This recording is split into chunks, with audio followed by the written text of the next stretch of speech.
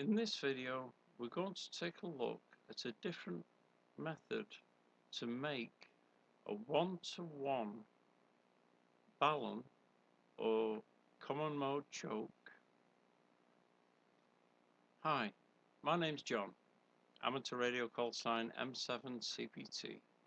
Welcome to Amateur Radio on the Air. For those of you that missed my previous video on making the one-to-one Balun or common mode choke, I'll place a link up in the corner. Please feel free to go and take a look. In the meantime, let's take a look at what we are actually after making. This is one that Ham Goodies make, priced at £40. Now, we can make it cheaper, but let's have a look at the specifications that we're actually after using. First of all, the type of use: it can be used as the center of a dipole or a junction between a ladder line and coax.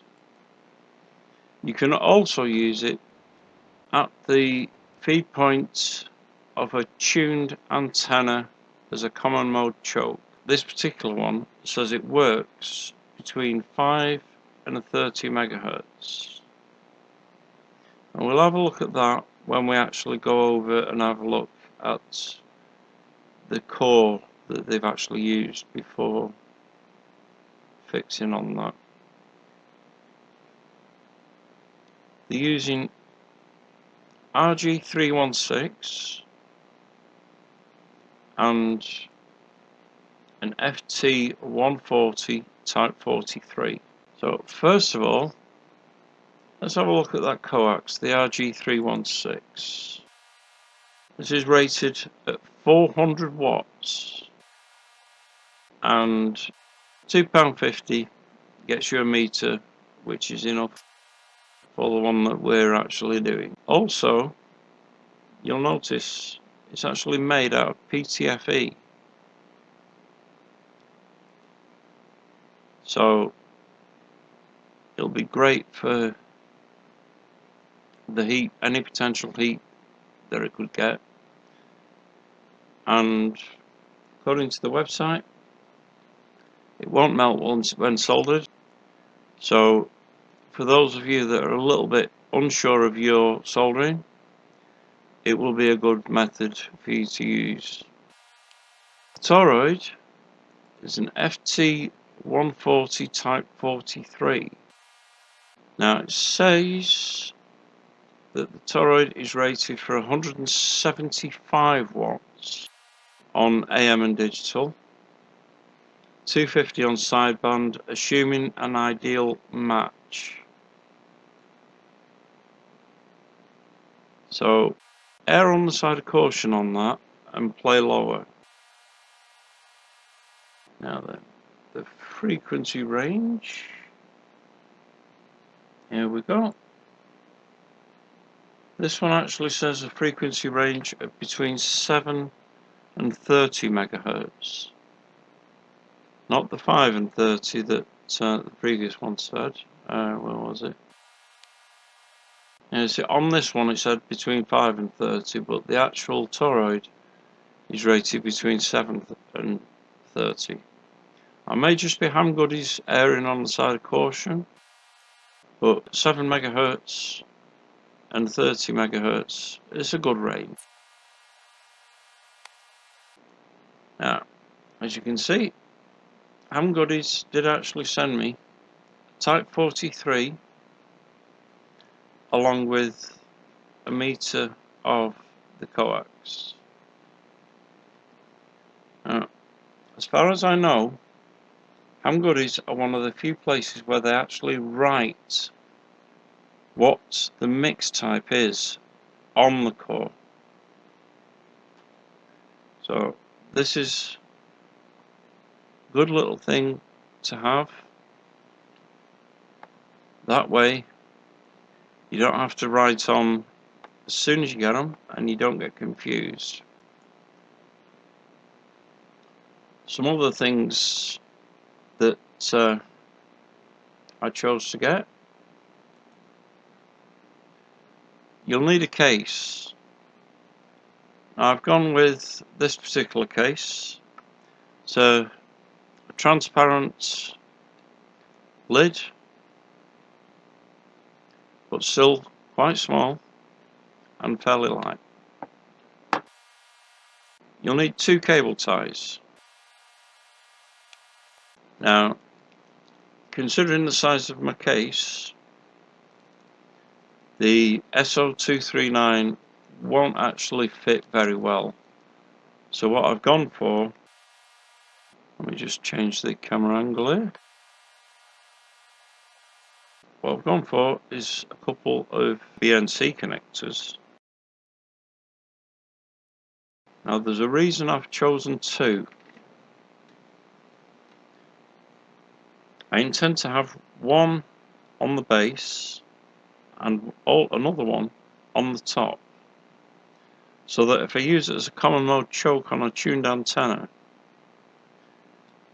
I don't need to split out the coax from the cable. I'm also going to use a couple of these things that I've used in previous video, if they will fit. Now, when these are in use, and I'm only using one of the BNC connectors, the BNC connector that's not in use will need a dust cap. This also provides an extra thing. If I place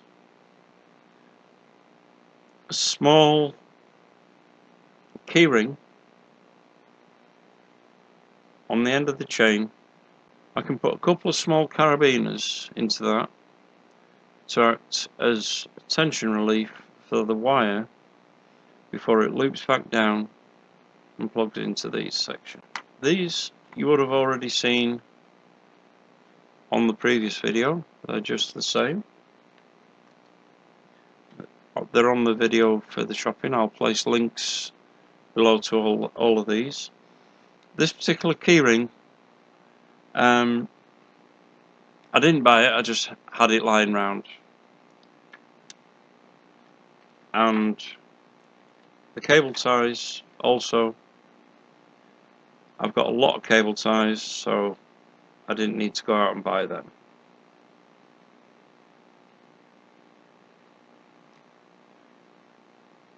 So the box, as I say, 83mm by 58 by 33, and the box was £4.74 off eBay. The BNC connectors, I actually bought 2 at the same time, and this, for the pack of 2, was only £1.69, and the dust cap was £3.99, but I wanted one that had a chain on it. You can get other dust caps without a chain, but I wanted the chain so I could put the keyring onto it after I've shortened it, obviously, and this can support the box. Right. First things first, let's get the cable ties put in place.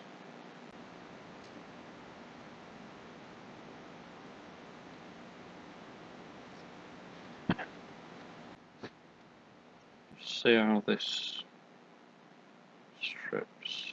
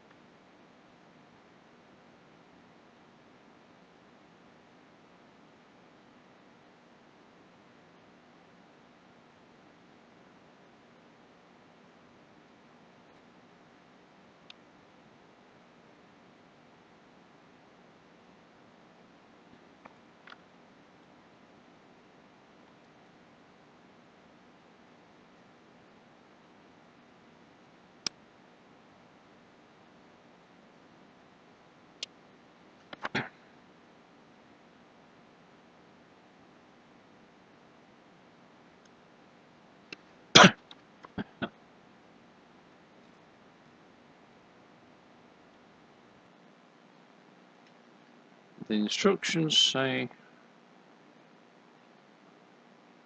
a total of 8 turns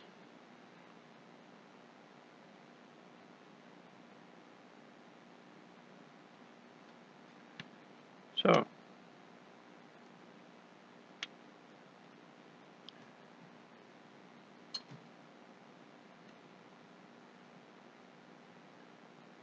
1,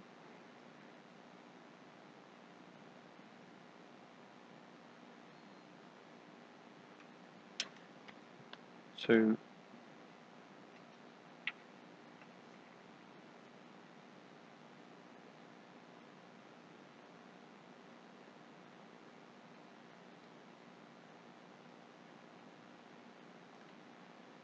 3,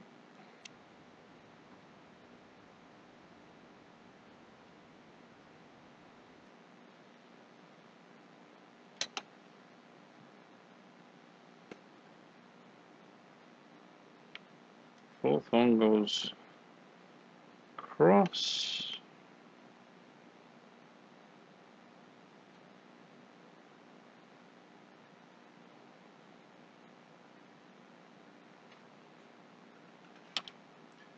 And we need another 4.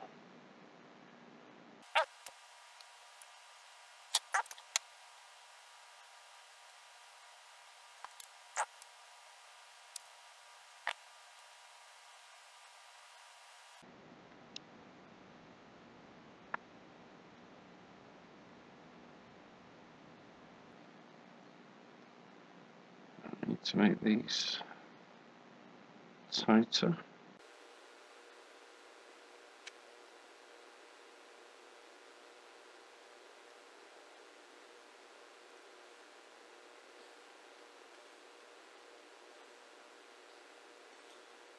Working with TFT wire. This is not easy. It's constantly trying to slip.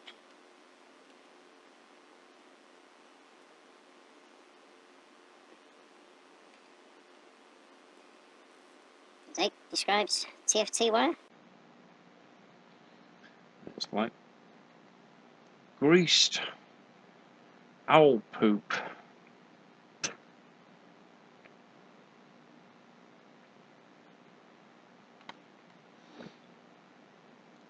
And that's as tight as I'm going to get that, so clip that down there.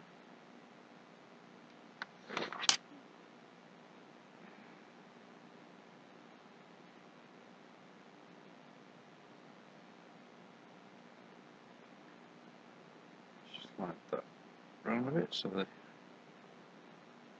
ends are opposite.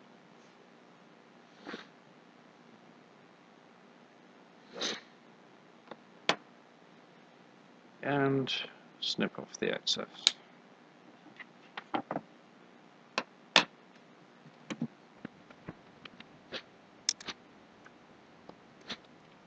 Does actually leave me with quite a considerable piece.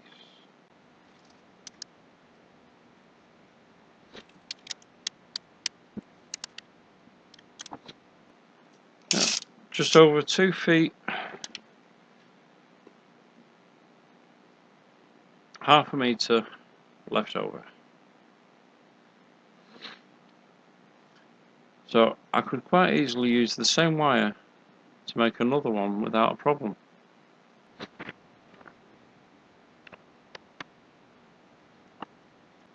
just trim these off.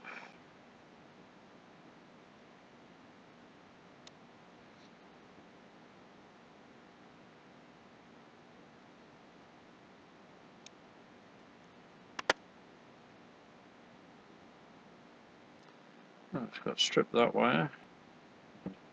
Tin the ends on that one. That will actually go in the box quite nicely. And before I continue, I'll need to drill the holes for these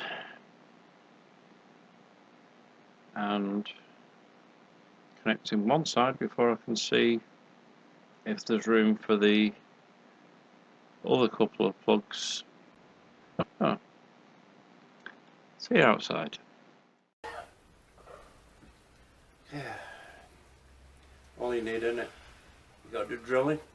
It's raining outside. Let's just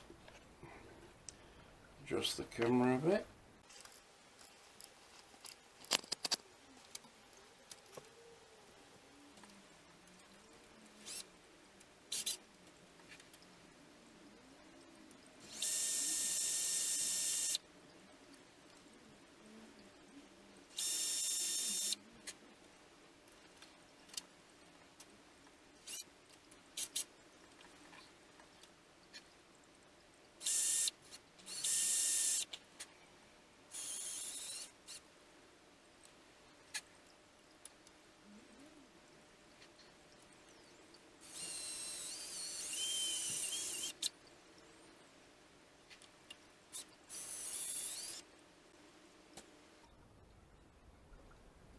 That one done.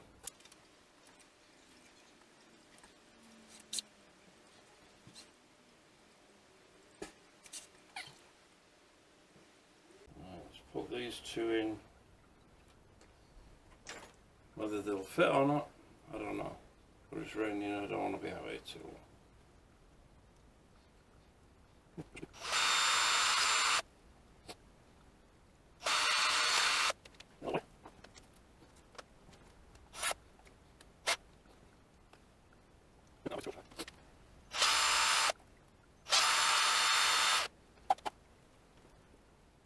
And how does that pop on there?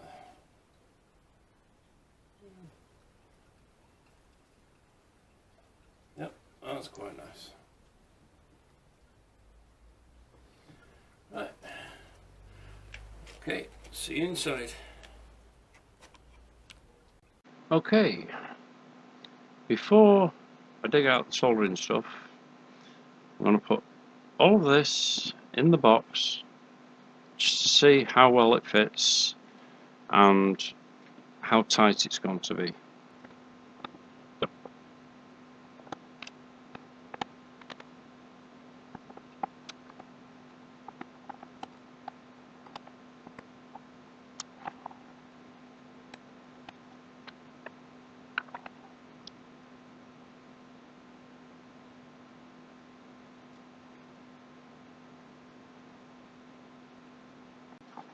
This one in first.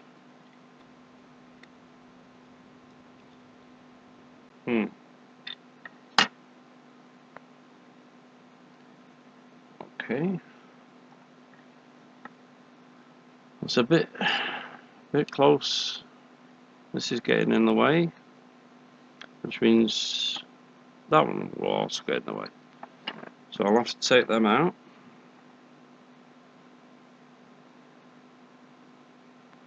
Drill them a little bit.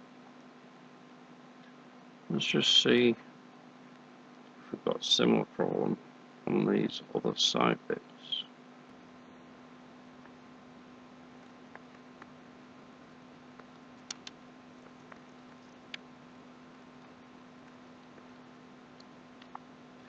Yep.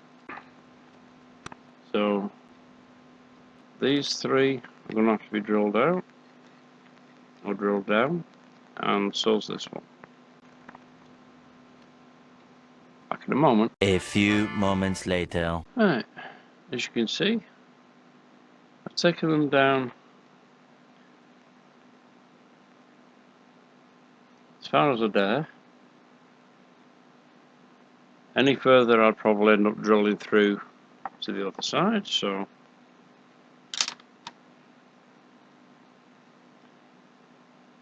let's see if they fit now.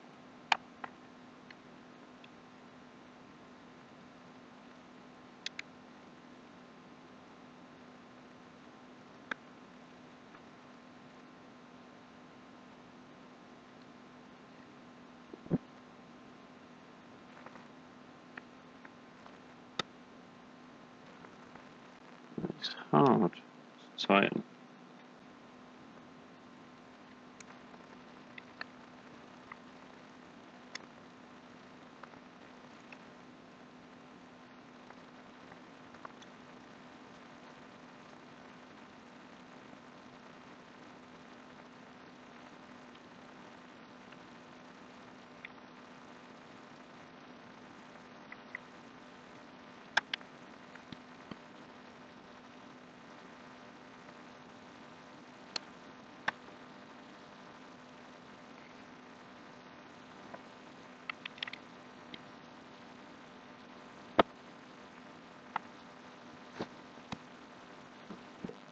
one on this side.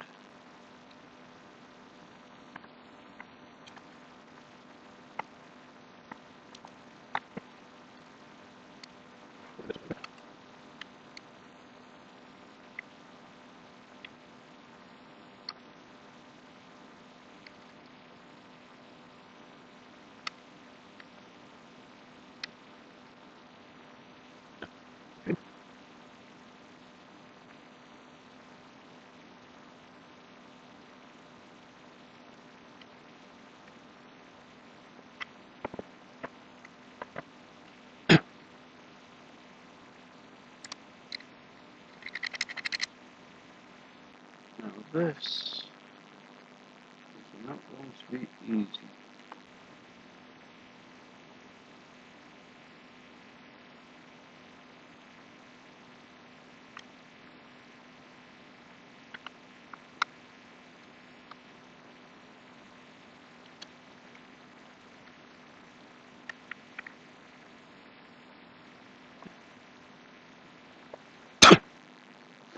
Now then,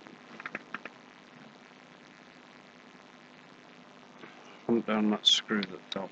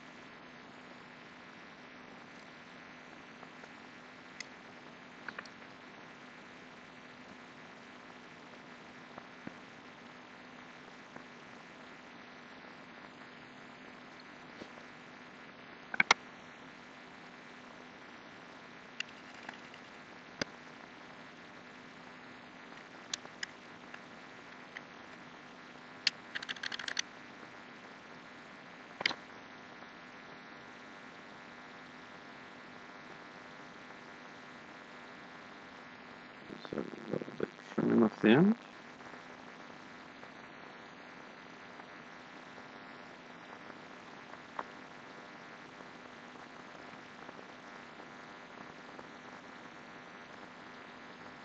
And that should fit. Time to dig out the soldering iron. Okay, let's get these wires tinned.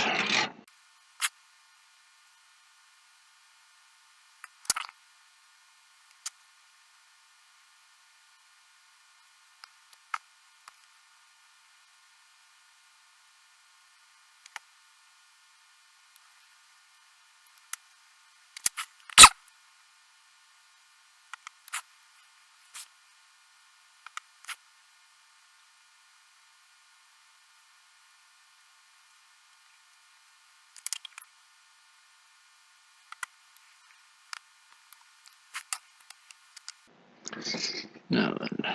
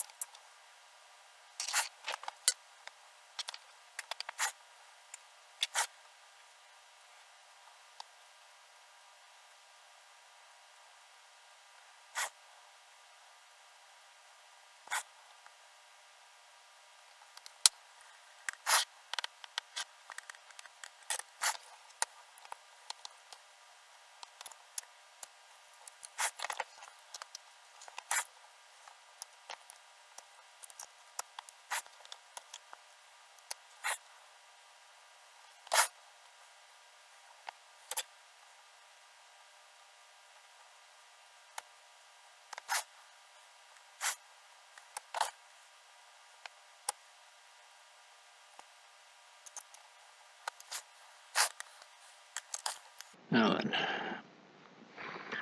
we need a little bit of wire to bridge those two.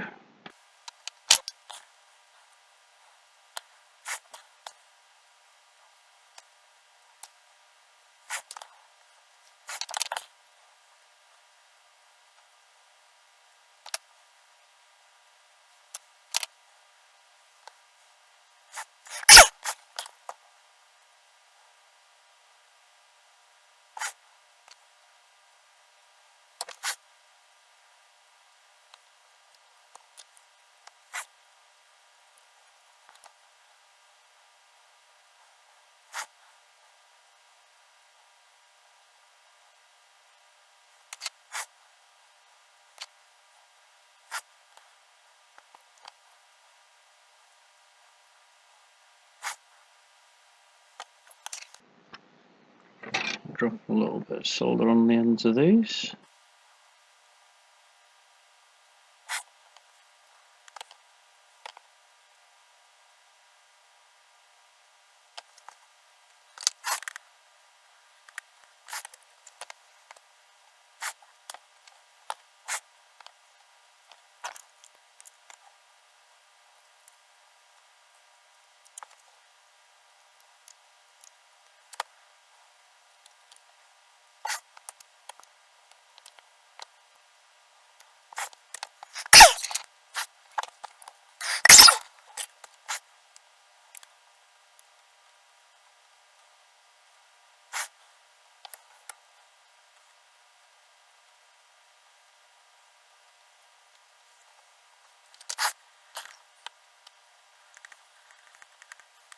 Right.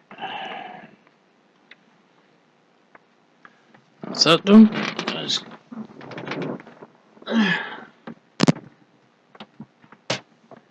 pull the soldering iron, let it cool down.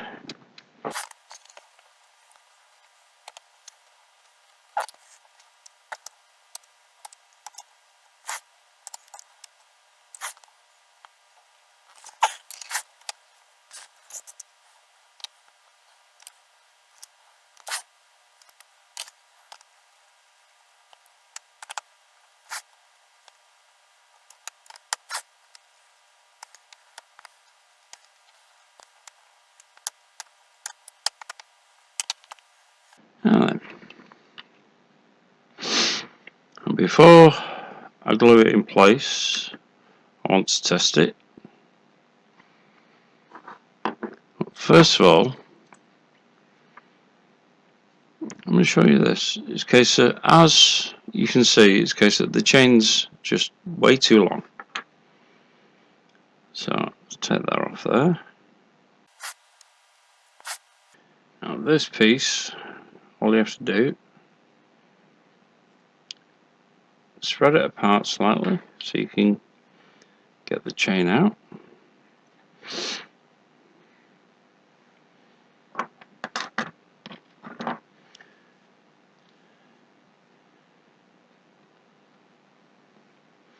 Now we could actually put it in that gap. I'm going to put it in that one. Just leave a little spare, so snip this. And we can then put it back in exactly the same way we took it off. Close it up.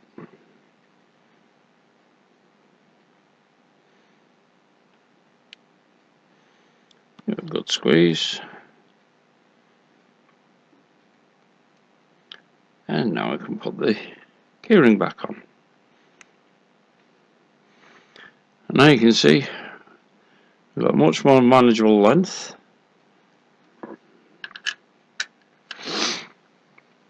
I can clip on the box and hold the weight of the box without a problem.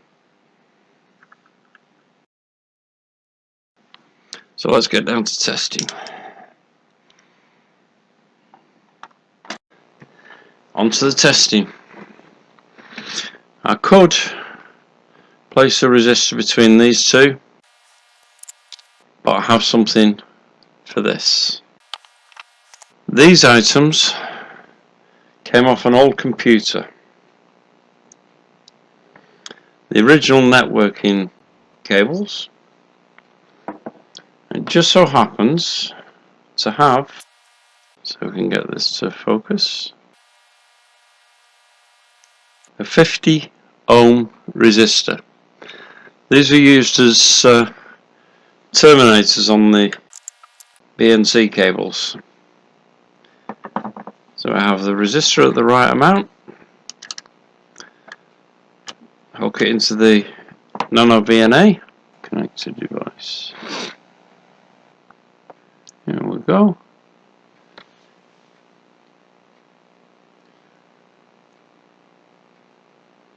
Wow. That, I must say, is impressive.